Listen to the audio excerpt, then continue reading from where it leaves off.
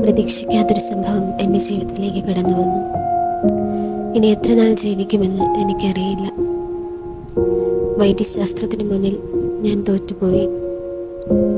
ഇനി എനിക്ക് മുന്നിൽ പ്രകാശമുണ്ടാകുമോ?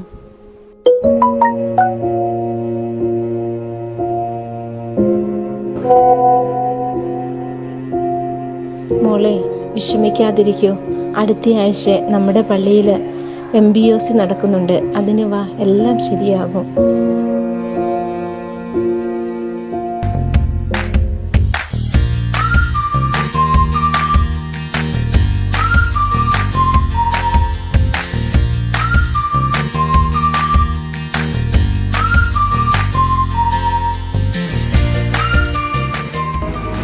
അവസാനിക്കുമെന്ന് കരുതി അവസാനിച്ചിട്ടില്ല. പുതിയ പ്രതീക്ഷകളുമായി എൻ്റെ ഈശോയോടൊപ്പം.